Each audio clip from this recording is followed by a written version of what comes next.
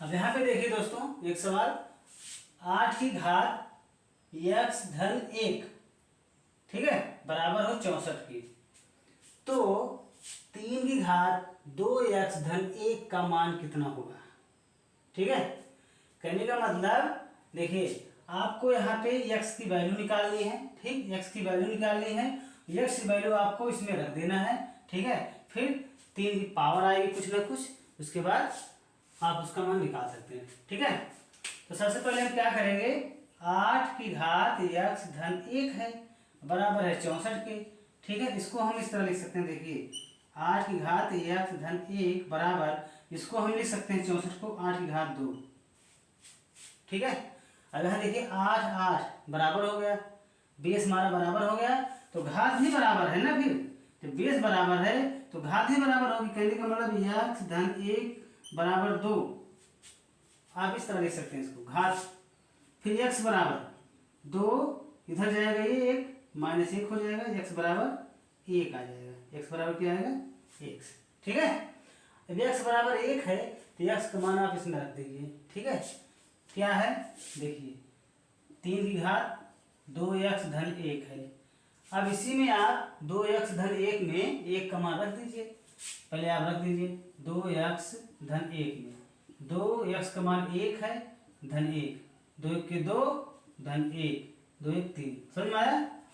ठीक है, 2x यहाँ पे गुणा हुआ था, ये x का मान 1 है तो हमने 1 से गुणा किया 2 का, 2 1 के 2 हुआ, 1 पहले से है, फिर 2 1 3 हो गया। कहने का मतलब इसकी जगह पे आप बराबर 3 रख सकते हैं, जहाँ पे ये वाली वैल्यू है, ये वाली वैल्यू वहाँ पे आप 3 रख सकते हैं। कहने का मतलब 3 की घात आप 3 रख सकते हैं। ठीक है, 3 की घात 3 का मान कितना होगा, 3 3 होती है 27, कितना होगा 27, आंसर क्या है 27, इसी वाला। ठीक है, बहुत अच्छा सवाल था, और सवाल दोस्तों रेलवे परीक्षा 2006 में पूछा भी गया था। ठीक है, तो आइए देखते हैं अगला सवाल। आइए देखते हैं अगला सवाल क्या है। देखिए यदि 10 की घात 3x बराबर 125 हो तो 10 की घात माइनस 2x का मान क्या होगा। ठीक, तो सवाल उसी तरह का है, देखिए हम लगाएंगे कैसे इसको। देखिए क्या है कि 10 की घात 3x बराबर है 125।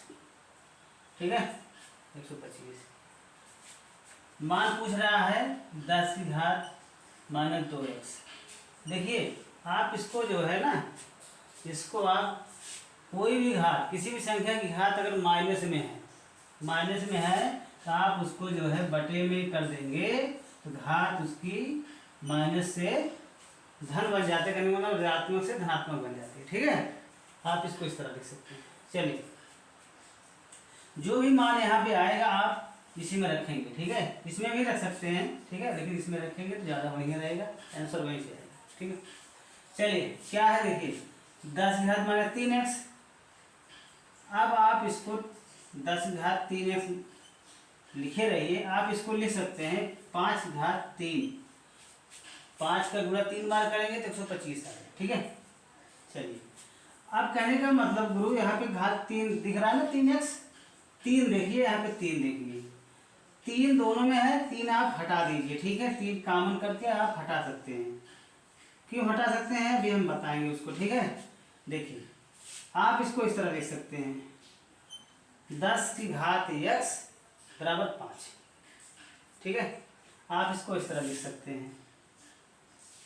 ठीक, कहने का मतलब दोस्तों देखिए फिर आप इसको इस तरह लिखिए 10 की घात 2x, 3 की जगह पे 3 हमने हटा दिया दो जगह से, अब दोनों जगह पे हम 2 घात में 2 का गुणा कर रहे हैं। ठीक है, तो 5 घात यहाँ पर हम 2 लगा देंगे। ठीक है, समझ में आया। अब यहाँ पे आप ध्यान देंगे 10 की घात 2x की जो वैल्यू है वही वैल्यू 5 की घात 2 की भी है, क्योंकि यहाँ पे बीच में बराबर लगा हुआ है।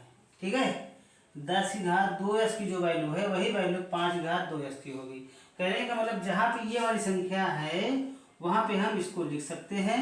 ठीक है, अब यहाँ पे देखिए 10 की घात 2x लिखा हुआ है, अब यहाँ पर हम 5 की घात 2 भी लिख सकते हैं।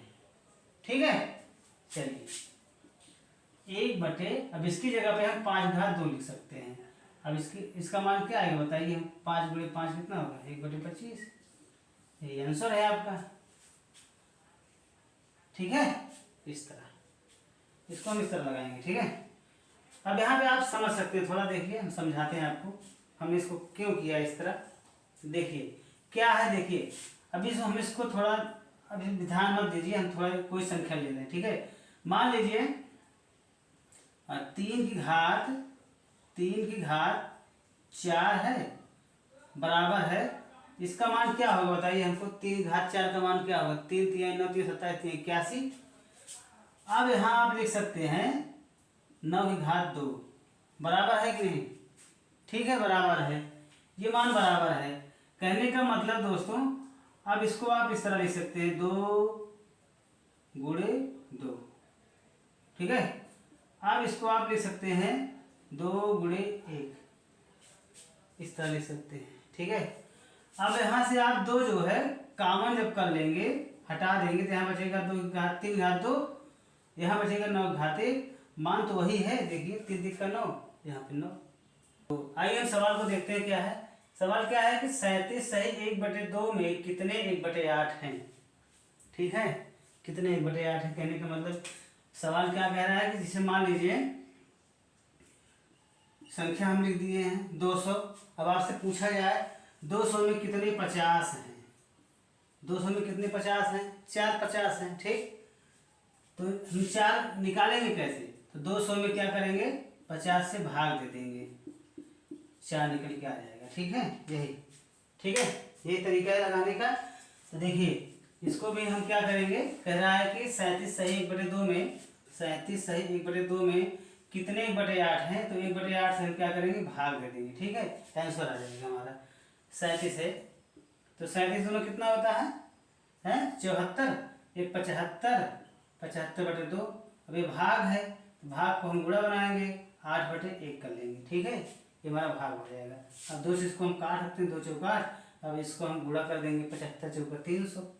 ठीक है, 300 आंसर कितना है, 300। तो आंसर इसमें ऑप्शन में है नहीं, तो इनमें से कोई नहीं है, ये ठीक होगा इसका। ठीक है, कहने का मतलब 37 सही 1/2 में 1/8 जो है 300 है। ठीक है,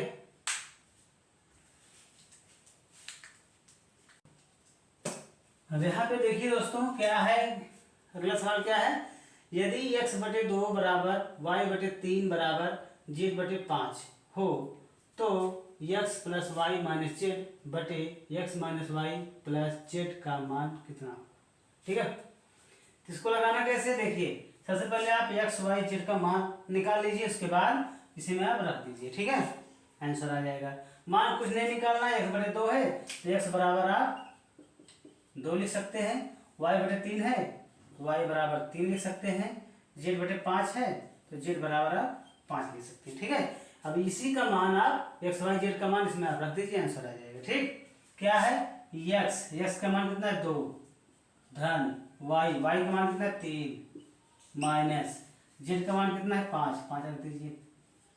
ठीक, वही काम नीचे करना है, क्या है, x बराबर 2, y बराबर कितना है 3, z बराबर 5। ठीक है, चलिए इसको हल करते हैं। क्या है, धनात्मक धनात्मक पहले आप जोड़ लेंगे, 3 2 5, फिर माइनस वाली बाद में घटा देंगे। और इसमें देखिए ये वाली संख्या धनात्मक है, ये वाली संख्या धनात्मक है। ठीक है, इसको हम पहले जोड़ लेंगे, 5 2 7, फिर -3 कर देंगे। चलिए 5 से 5 जाएगा 0 बटे 7 से 3 जाएगा 4। ठीक है, अब शून्य में हम किसी भी संख्या से भाग देते हैं तो भागफल हमेशा शून्य ही रहेगा। ठीक है, कहीं भी देखिए अगर शून्य में हम 4 से भाग देंगे बाबू, कई बार जाएगा बताइए आप, कई बार जाएगा हैं, एक को बार अगर ले जाएंगे 4 के 4 यहाँ ज़्यादा हो जाएगा, अगर एक को बार ले जाएंगे तो ज़्यादा नहीं होना चाहिए ना यहाँ पे, तो 4 0 0, कहने का मतलब 0 बार जाएगा।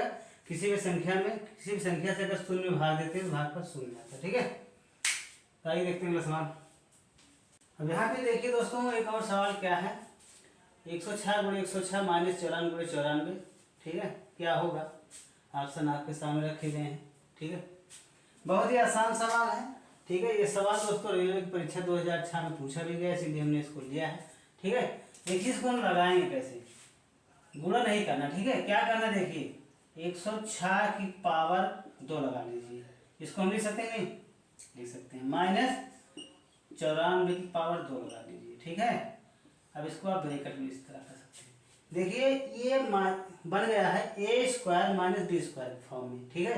कहने का मतलब ए स्क्वायर माइनस बी स्क्वायर के फॉर्म में बन चुका है। कहने का मतलब ए बराबर 106, बी बराबर 94 आप रख सकते हैं, ठीक है। ए बराबर 106, बी बराबर 94 आप रख सकते हैं। कहने का मतलब ए स्क्वायर माइनस बी स्क्वायर का सूत्र क्या होता है, ए धन बी एक कोष्टक में, ए माइनस बी एक कोष्टक में, ठीक है। इसका फार्मूला ये होता है। अब इसी पे आप इसका मान रख दीजिए, एक बार ए धन बी जोड़ लीजिए, एक बार ए में से माइनस बी घटा दीजिए, ठीक है। चलिए इसको आप जोड़ेंगे 106 धन 94, एक बार जोड़ेंगे, फिर 106 माइनस 94 आप घटा देंगे, ठीक है। इसको जोड़ेंगे तो आएगा 200, ठीक है। इसको आप घटाएंगे तो 6 94 12 आएगा ना, 12 आएगा। अब इसी का आप पूरा कर दीजिए, 12 में 24, 100 आंसर, ठीक है।